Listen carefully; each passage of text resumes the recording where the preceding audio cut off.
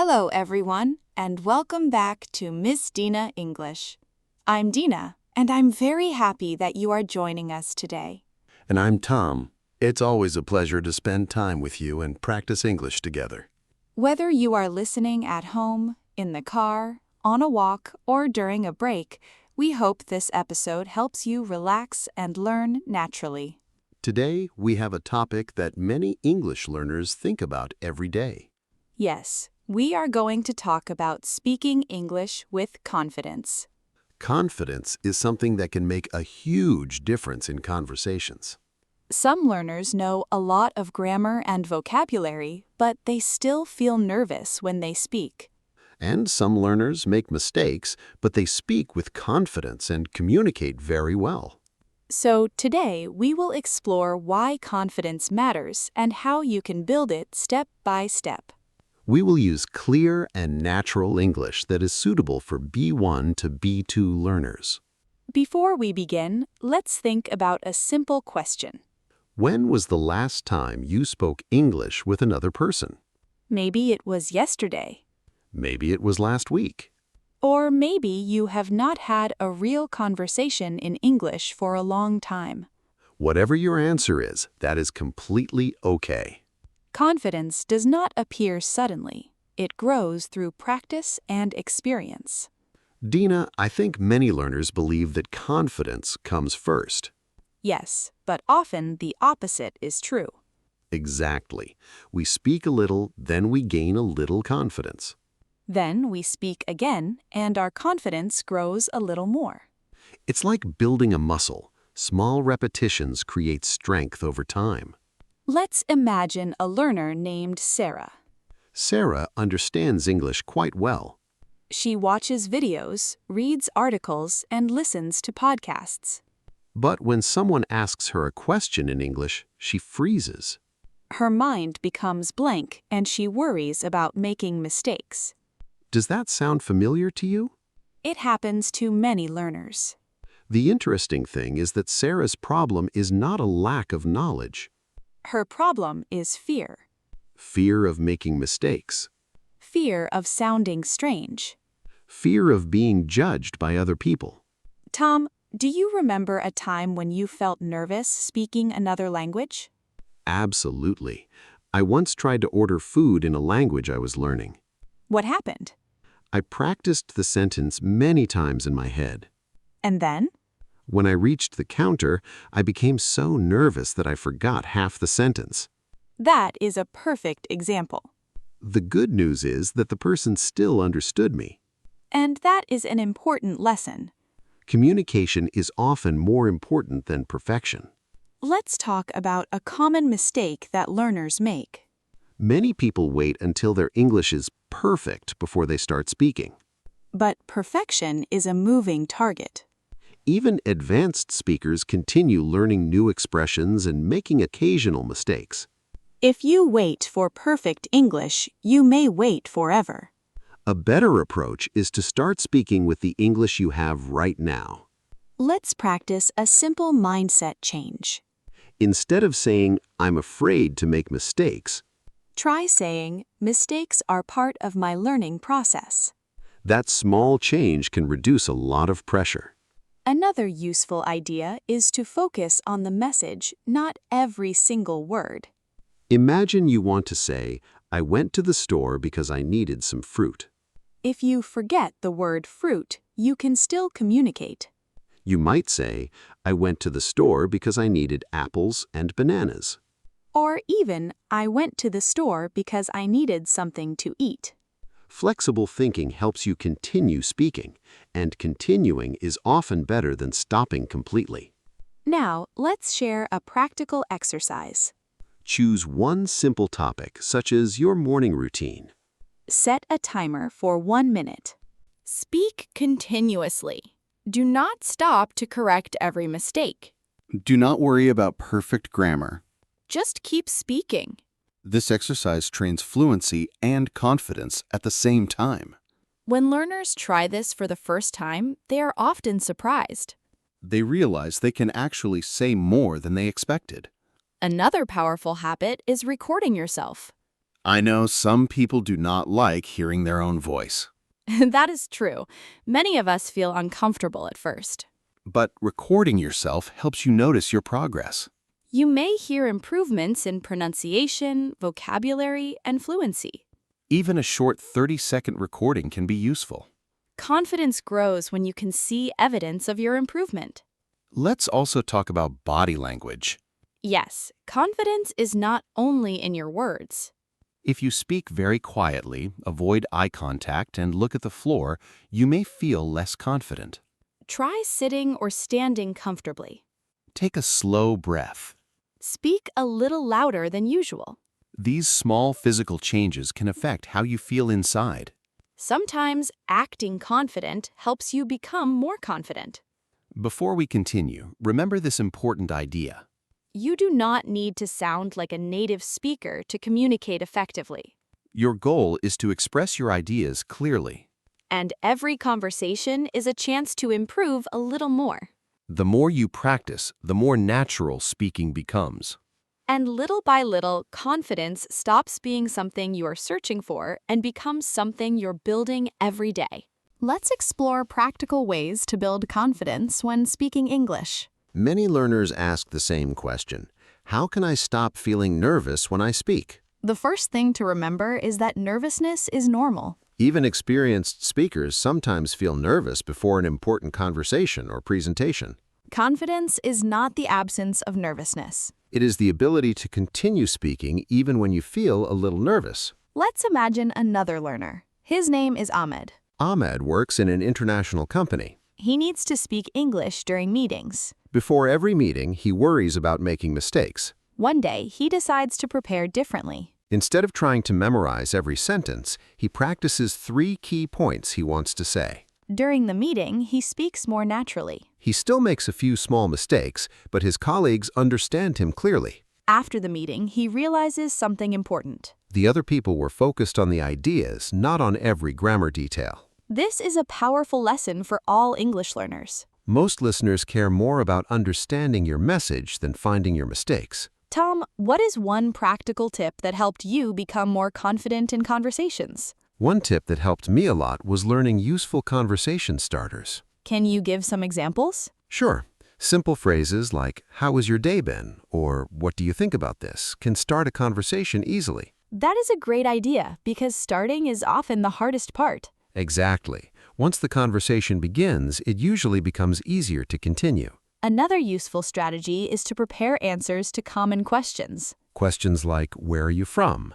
"What do you do?" or "What are your hobbies?" If you practice these answers several times, you will feel more comfortable when someone asks them. And because these questions appear often, the practice is very useful. Let's try a quick example. Okay. If someone asks, "What do you enjoy doing in your free time?" I could answer, "In my free time, I enjoy reading, listening to podcasts, and spending time outdoors." That sounds natural and confident. Notice that the sentence is not extremely complicated. Yes, confidence often comes from using language that feels comfortable for you. Some learners try to use very advanced vocabulary all the time. Then they become stressed because they're afraid of forgetting a word. It is usually better to speak clearly with words you know well. Clear communication is more valuable than complicated communication.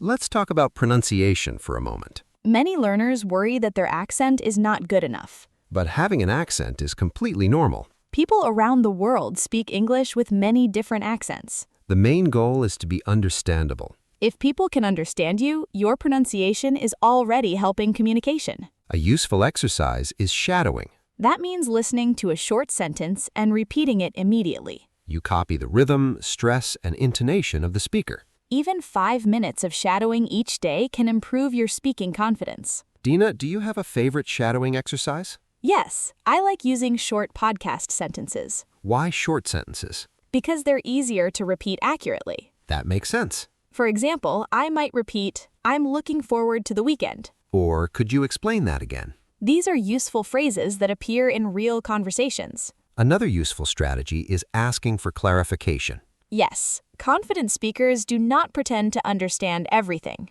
They ask questions when necessary. Useful phrases include, "Could you repeat that?" Could you speak a little more slowly? And "What does that word mean?" Asking these questions is not a sign of weakness.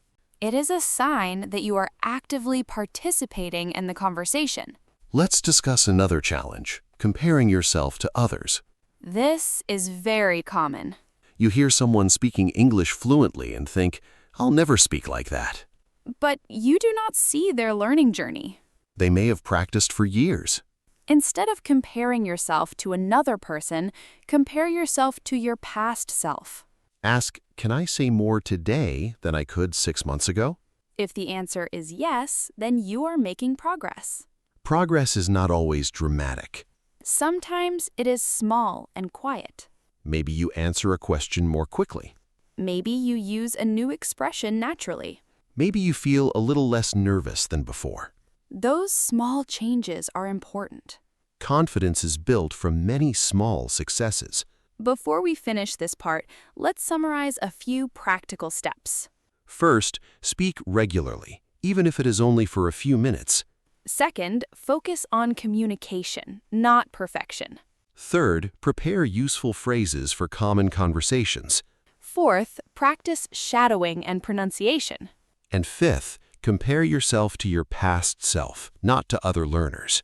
If you apply these ideas consistently, your confidence will grow. And little by little, speaking English will start to feel less like a test and more like a natural conversation. Let's talk about how confidence grows over time and how you can keep improving without feeling overwhelmed. Many learners think confidence comes from one big moment. But in reality, confidence usually comes from many small moments. A short conversation with a classmate. A short, successful phone call. Asking a question in English. Or even introducing yourself to someone new. Each of these experiences teaches your brain something important. It teaches you that you can communicate. Dina, I think one of the biggest confidence killers is the fear of embarrassment. I agree. Many people worry that others will laugh at their English. But let's think about this honestly. When you hear someone learning your language, do you usually judge them harshly? Probably not. Most people respect the effort. Exactly. And many native English speakers admire people who are learning another language. Learning a language requires courage. Let me share a funny story. Oh, I'm ready. A friend of mine once wanted to say, I'm excited, Okay. but he accidentally used a completely different word that changed the meaning. What happened? Everyone looked confused for a second, and then he corrected himself. And did the conversation continue? Yes, everyone laughed kindly, and then they kept talking. That is a great example. One mistake did not ruin the conversation. In fact, it became a funny memory. Sometimes our mistakes feel much bigger in our minds than they do to other people. Another important habit is celebrating small wins. What do you mean by a small win? Maybe you understood a difficult podcast sentence. Or you used a new expression correctly. Or you spoke for 2 minutes without stopping. These achievements may seem small, but they are signs of progress. If you only focus on what you cannot do yet, you may lose motivation. So take a moment to notice what you can do now. Let's also talk about consistency. This word appeared several times in our episode. Consistency means practicing regularly. 10 minutes every day is often better than 2 hours once a month. Because regular practice keeps your English active. And active English becomes easier to use in real conversations. Here is a simple weekly plan. Monday, listen to a short podcast. Tuesday, practice shadowing for 5 minutes. Wednesday, record yourself speaking for 1 minute. Thursday, learn 3 useful conversation phrases. Friday, have a short conversation with a friend or language partner. Saturday, review what you learned. Sunday, relax and enjoy English through music, videos, or a movie. This plan is simple, but it can create steady improvement. Another useful idea is creating a confidence list. I like that. What goes on the list? Write down situations where you successfully used English. For example, I ordered coffee in English. Or I answered a question during class. Or I understood most of a podcast episode. When you feel discouraged, read the list. It reminds you that you are already making progress. Now let's review some key vocabulary from today. The first word is confidence. Confidence means feeling sure enough to speak and express yourself. The next word is fluency. Fluency means speaking smoothly without too many long pauses. Another word is clarification. Clarification means asking someone to explain or repeat something. We also use the word consistent. Consistent means doing something regularly over time. And finally, progress. Progress means moving forward and improving little by little. Before we finish, I want you to remember one important message. You do not need perfect English to have meaningful conversations. You do not need a perfect accent. You do not need perfect grammar in every sentence. What you need is the willingness to communicate. Every time you speak, you are training both your English and your confidence. So after this episode, choose one small action. Maybe record yourself for 1 minute. Maybe practice 3 useful phrases. Maybe start a short conversation in English. Small actions create big results over time. And if you would like to practice, write a comment with this sentence. I'm your name from your country, and one thing I will do this week to speak English with more confidence is... We would love to read your answers. Thank you for spending this time with us today. Keep practicing, keep speaking, and keep believing in your progress. Remember, confidence is not something you wait for. It is something you build, one conversation at a time. See you in the next episode of Miss Dina English.